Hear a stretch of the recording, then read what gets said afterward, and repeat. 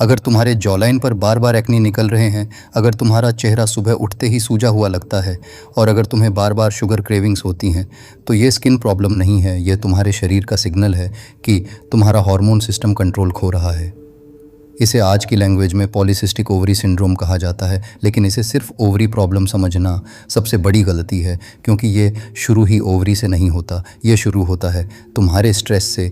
जब तुम लगातार स्ट्रेस में रहती हो तो तुम्हारा शरीर कोर्टिज़ोल रिलीज़ करता है। ये हार्मोन शॉर्ट टर्म में यूज़फुल है, लेकिन जब ये लॉन्ग टर्म बढ़ा रहता है तो ये इंसुलिन के काम को डिस्टर्ब करने लगता है। अब इंसुलिन जो नॉर्मली ग्लूकोज को सेल्स तक पहुंचाता है, वही इंसुलिन अब इनइफेक्टिव होने लगता है। सेल्स उसे इग्नोर करने लगती हैं। इसे कहते हैं इंसुलिन रेजिस्टेंस। अब यहाँ से खेल बदलता है, क्योंकि बॉडी स्मार्ट है। जब सेल्स रिस्पॉन्ड नहीं करती तो बॉडी और इंसुलिन बनाती है और ज़्यादा फोर्स करती है, और यही एक्स्ट्रा इंसुलिन तुम्हारी ओवरीज़ को सिग्नल देता है और एंड्रोजन बनाओ, एंड्रोजन यानी मेल टाइप हार्मोन्स। जब ये बढ़ते हैं तो सबसे पहले इफेक्ट तुम्हारे चेहरे पर दिखता है, jawline acne, unwanted hair growth, skin dullness. लेकिन अंदर और भी गहरा बदलाव हो रहा होता है। तुम्हारी ओवरीज़ नॉर्मल साइकिल फॉलो करना बंद कर देती हैं, एग्स प्रॉपर्ली मैच्योर नहीं होते और छोटे छोटे सिस्ट्स बनने लगते हैं। अब यहाँ एक बहुत इंपॉर्टेंट बात समझो, पीसीओडी अचानक नहीं होता, ये धीरे धीरे बिल्ड होता है, जैसे एक सिस्टम जिसमें फ़्लो डिस्टर्ब हो गया हो। फ़्लो बंद नहीं हुआ है, लेकिन स्मूथ भी नहीं है, और जब फ़्लो स्मूथ नहीं होता तो सिग्नल्स डिस्टॉर्ट हो जाते हैं, और जब सिग्नल्स डिस्टॉर्ट होते हैं तो हार्मोन्स इम्बैलेंस हो जाते हैं। अब सवाल, अगर प्रॉब्लम फ़्लो में है तो सॉल्यूशन कहाँ है? यहीं पर लोग गलती करते हैं। वो सिर्फ सरफेस फिक्स करने लगते हैं, क्रीम्स, मेडिसिन्स, रैंडम वर्कआउट्स, लेकिन रूट अनटच्ड रह जाता है, क्योंकि रूट है नर्वस सिस्टम, मेटाबॉलिक फ़्लो। जब तक बॉडी स्ट्रेस मोड में है, वो रिपेयर मोड में जा ही नहीं सकती। तुम चाहे कुछ भी कर लो, बॉडी सिर्फ मैनेज करेगी, हील नहीं करेगी। अब यहाँ एक हिडन ट्रूथ है जिसे बहुत कम लोग समझते हैं। बॉडी को फोर्स से नहीं, सिग्नल से बदला जाता है, और ये सिग्नल तुम्हारी सांस में छुपा है। तुम हर दिन सांस लेती हो, लेकिन रैंडम पैटर्न में, बिना अवेयरनेस। लेकिन जब तुम इसे एक खास पैटर्न में लाती हो तो ये सिर्फ ब्रीदिंग नहीं रहती, ये नर्वस सिस्टम को डायरेक्ट कमांड बन जाती है। जब तुम तेज़ रिदमिक तरीके से एक्सहेल करती हो तो तुम्हारे नेज़ल पैसेजेस एक्टिवेट होते हैं, और वहाँ से रिलीज़ होता है नाइट्रिक ऑक्साइड। ये मॉलिक्यूल तुम्हारी ब्लड वेसल्स को रिलैक्स करता है, सर्कुलेशन इम्प्रूव करता है, और सबसे इम्पॉर्टेंट, ये बॉडी को सिग्नल देता है कि फ़्लो वापस आ रहा है। अब यहाँ दूसरा लेयर जोड़ो। जब तुम पेल्विक फ्लोर को हल्का एक्टिवेट करती हो, जिसे योग में मूलबंध कहा गया है, तो तुम सिर्फ मसल्स कंट्रैक्ट नहीं कर रही, तुम एक इंटरनल सपोर्ट सिस्टम एक्टिवेट कर रही हो। ऊपर से ब्रेथ प्रेशर, नीचे से मस्कुलर सपोर्ट, और बीच में एक कंट्रोल्ड फ्लो। ये फ्लो स्टैग्नेशन को ब्रेक करता है, और जहाँ स्टैग्नेशन टूटता है वहाँ हीलिंग शुरू होती है। अब इमेजिन करो, अगर तुम रोज़ सिर्फ 1 मिनट के लिए बॉडी को ये सिग्नल दो कि अब सेफ है, अब फ्लो ओपन है, तो धीरे धीरे क्या होगा? धीरे धीरे तुम्हारा नर्वस सिस्टम संतुलित होने लगेगा, इंसुलिन सेंसिटिविटी इम्प्रूव होगी, हार्मोनल सिग्नल्स जो अभी तक कंफ्यूज थे वो क्लियर होने लगेंगे, और वही साइकिल जो पहले प्रॉब्लम बना रहा था अब रिवर्स होने लगेगा। ये ओवरनाइट नहीं होगा, लेकिन डायरेक्शन बदल जाएगी, और याद रखना, जब डायरेक्शन बदलती है तो रिज़ल्ट अपने आप बदलने लगते हैं। अब सवाल सिंपल है, क्या तुम अपनी बॉडी को सही सिग्नल देना शुरू करोगी? क्योंकि जिस दिन सिग्नल बदल गया उस दिन सिस्टम बदलना तय है। अब तक तुम समझ चुकी हो कि प्रॉब्लम सरफेस पे नहीं है, ये सिग्नल्स और फ्लो की कहानी है। लेकिन अब सवाल और गहरा है। जब तुम ब्रेथ को चेंज करती हो तो बॉडी के अंदर एग्जैक्ट क्या बदलता है? यहाँ से शुरू होती है वो साइंस जिसे लोग अक्सर स्किप कर देते हैं, लेकिन असली कंट्रोल यहीं छुपा है। जब तुम तेज़ रिदमिक तरीके से एक्सहेल करती हो तो तुम्हारे खून में कार्बन डाइऑक्साइड का पैटर्न बदलता है। ये कोई छोटी बात नहीं है, क्योंकि ऑक्सीजन अकेले काम नहीं करता, उसकी डिलीवरी डिपेंड करती है CO2 और pH बैलेंस पर। इसे साइंस में बोर इफेक्ट कहा जाता है। सिंपल शब्दों में, तुम्हारे RBCs, red blood cells, oxygen को लेकर घूमते हैं, लेकिन हर जगह ऑक्सीजन छोड़ते नहीं हैं।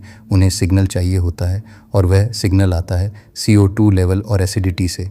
जब तुम कंट्रोल्ड ब्रीदिंग करती हो तो ये पूरा बैलेंस सटली शिफ्ट होता है, और यही शिफ्ट ऑक्सीजन को टिश्यूज़ तक रिलीज़ करवाता है। मतलब ऑक्सीजन सिर्फ खून में नहीं बल्कि सेल्स के अंदर पहुंचता है। अब इसे PCOD से जोड़कर समझो। पीसीओडी में ओवेरीज और सराउंडिंग टिश्यूज़ में माइक्रो सर्कुलेशन वीक हो जाता है, ऑक्सीजन डिलीवरी ऑप्टिमल नहीं होती, और जब ऑक्सीजन कम होती है तो इन्फ्लेमेशन बढ़ता है, सेलुलर फंक्शन स्लो हो जाता है और हार्मोनल इम्बैलेंस डीपन होता है। लेकिन जब तुम इस ब्रीदिंग पैटर्न से ऑक्सीजन डिलीवरी इम्प्रूव करती हो तो धीरे धीरे एनवायरनमेंट बदलने लगता है। ये इंस्टेंट क्योर नहीं है, लेकिन ये डायरेक्शन शिफ्ट है। अब अगली लेयर, जब ऑक्सीजन सही तरीके से सेल्स तक पहुंचती है तो माइटोकॉन्ड्रिया एक्टिवेट होते हैं, यानी तुम्हारी सेल्स की एनर्जी फैक्ट्रीज। और जब माइटोकॉन्ड्रिया एफिशिएंट होते हैं तो एनर्जी प्रोडक्शन स्मूथ होता है, और एनर्जी स्मूथ होती है तो सिग्नल्स भी स्मूथ होते हैं, यानी हार्मोनल कम्युनिकेशन इम्प्रूव होता है। अब यहाँ एक और हिडन कनेक्शन है जो बहुत कम लोग समझते हैं। ब्रेथ और ब्रेन का कनेक्शन। तुम्हारी हर सांस वेगस नर्व को स्टिमुलेट करती है, और वेगस नर्व तुम्हारे नर्वस सिस्टम का सबसे पावरफुल पाथवे है। जब यह नर्व एक्टिवेट होती है तो बॉडी को सिग्नल मिलता है, अब खतरा नहीं है। और जैसे ही ये सिग्नल जाता है तो सिंपैथेटिक सिस्टम स्ट्रेस मोड धीरे धीरे काम होता है और पैरासिम्पैथेटिक सिस्टम एक्टिवेट होता है, यानी रेस्ट, रिपेयर, रिकवरी। यही वो स्टेट है जहां बॉडी खुद हील करती है। अब सोचो, अगर तुम दिन में 23 घंटे स्ट्रेस मोड में हो और सिर्फ 1 minute consciously healing mode activate करती हो तो क्या होगा?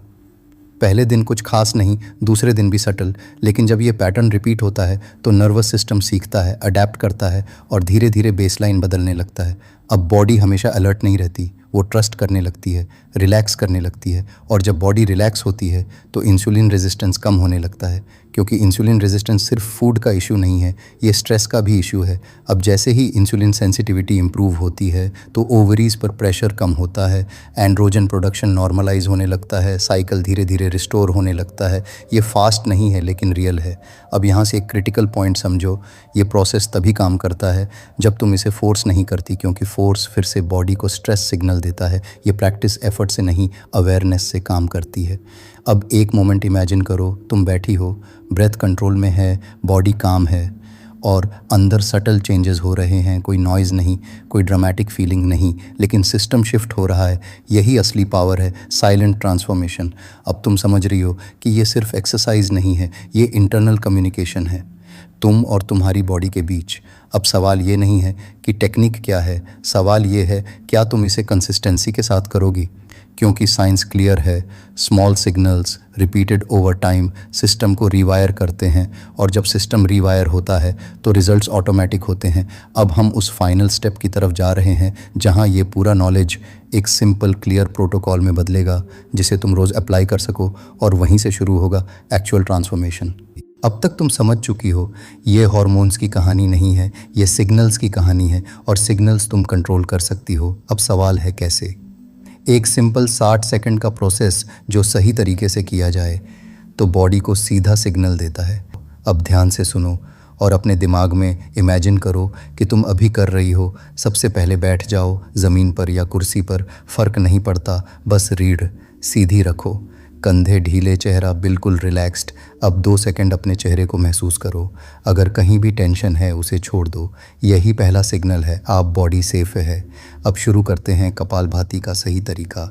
यहाँ सबसे बड़ी गलती लोग करते हैं, वो सांस अंदर भी ज़ोर से लेते हैं और बाहर भी, लेकिन तुम्हें ऐसा नहीं करना है। तुम्हें सिर्फ एक काम करना है, नाक से हल्का सा पुश देकर सांस बाहर छोड़ना, बस बाहर। अंदर की सांस अपने आप जाएगी, तुम्हें अंदर लेने की कोशिश नहीं करनी। अब रिदम बनाओ, छोटा पुश और छोड़ दो, छोटा पुश और छोड़ दो। हर बार जब तुम सांस बाहर छोड़ती हो पेट हल्का सा अंदर जाएगा, लेकिन ध्यान रखना ज़ोर से नहीं खींचना, बस नेचुरल मूवमेंट। अगर तुम्हारा चेहरा टाइट हो रहा है या सांस हेवी लग रही है तो तुम गलत कर रही हो। सही तरीका हमेशा सॉफ्ट, रिदमिक, एफर्टलेस होता है। अब इसी के साथ जोड़ते हैं मूल बंध।